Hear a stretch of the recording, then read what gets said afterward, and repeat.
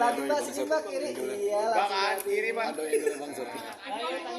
Mbak, bisa dijelasin Mbak terkait pemeriksaan hari ini gimana Mbak? Lancar sih ya, pemeriksaannya juga seperti biasa karena udah pernah di BAP, jadi ya smooth, aman. Ada berapa pertanyaan sih Mbak tadi yang diajukan? Totalnya 48 kurang lebih.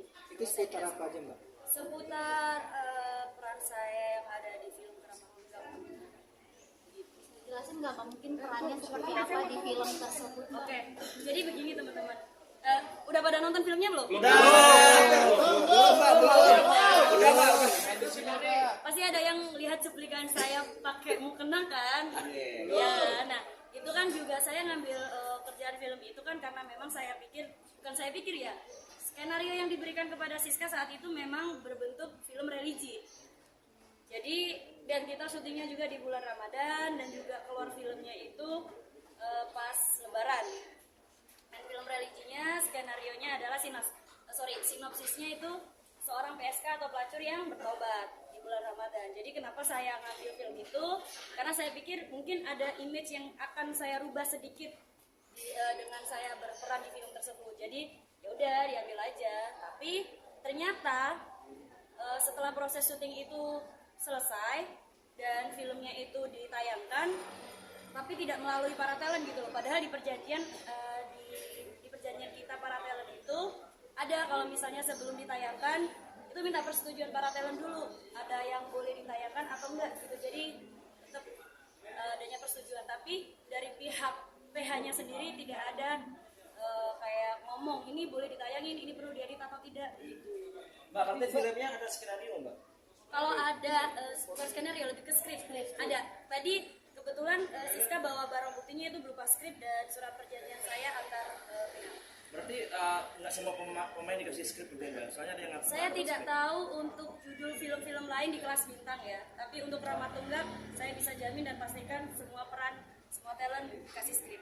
Cuma adegan yang viral belakangan ini yang bisa menyeret beberapa nama termasuk saya, itu adegan itu tidak ada di skrip sama sekali karena benar-benar kita para talent dipaksa oleh si produser dan sutradara untuk beradegan dan berdialog seperti kemauan produser tersebut. Mbak dibayar berapa Mbak? Perkenalan Mbak sama produser si I ini gimana awalnya terus kemudian diajak? Dari Instagram sih ya Mas. Dari Instagram. Jadi waktu itu si I ini udah lama banget reach out Siska lewat DM tapi nggak pernah Siska respon. Sampai pada akhirnya dikirimin itu sinopsisnya, ternyata sinopsisnya itu tadi film religi, jadi ya udah saya ambil. Mbak dibayar berapa? Dibayar berapa sih Mbak untuk satu episode itu Mbak? Dibayar berapa? Iya, yang lain kan sejuta, beda-beda. Iya betul. Siska dibayar 10 juta. Untuk satu film. Unsur kekerasan kan pada saat yang pemaksaan itu? Nggak ada sih kalau unsur kekerasan, cuma karena memang dibayarnya sudah di awal dan mau nggak mau kita talent udah ada perjanjian tanda tangan surat perjanjian dan dia sudah ketemukan Siska dengan tim legalnya, jadi ya Siska pikir aman ya sudah, dan ada surat perjanjian legal hukum juga di atas materi juga. Dan untuk soal fee untuk 10 juta itu pun dari pihak mereka tidak menanggung makan, hotel dan tiket pulang pergi Siska dari Jogja Jakarta untuk pembuatan film tersebut. Siska tadi menjelaskan bahwa akan menyampaikan ke awak media bukti-bukti yang disampaikan ke penyidik. Itu bukti-bukti apa aja? Kebetulan sudah dibawa oleh penyidik, jadi mohon maaf karena sudah disita oleh penyidik. Salah satunya adalah skrip naskah yang ada di Kerama Tunggak full skrip, dan kedua itu surat perjanjian. Mbak korban apa enggak Mbak? Kalau merasa dijebak sih tidak ya, bukan dijebak, tapi saya lebih ke dipaksa ketika kita syuting di situ itu. Sebenarnya kita mengikuti skrip dan naskah, tapi saat kita syuting tuh dipaksa untuk melakukan adegan-adegan yang tidak ada di skrip atau naskah. Begitu. Gimana sih rasanya ketika tidak sesuai dengan apa yang disampaikan di awal? Saya udah mau pulang. Saya bisa ditanyakan kepada talent-talent yang lain di Kerama Tunggak, saya satu-satunya talent yang tidak ingin lanjut syuting saat itu karena dipaksa untuk beradegan di luar skrip.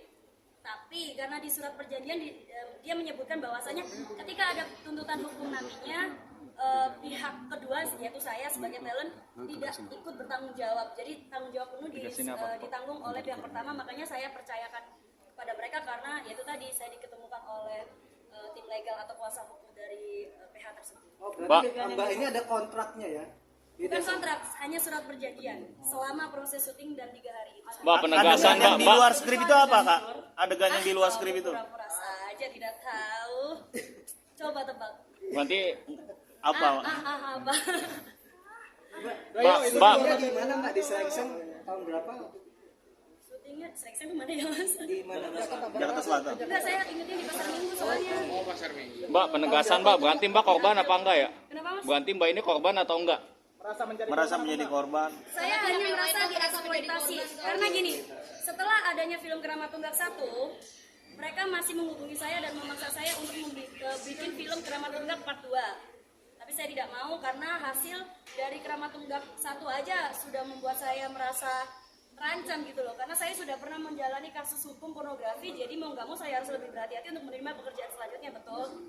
Kemudian mereka juga bikin film dengan judul Siska E, tapi nggak ada saya dan bukan saya pemerannya.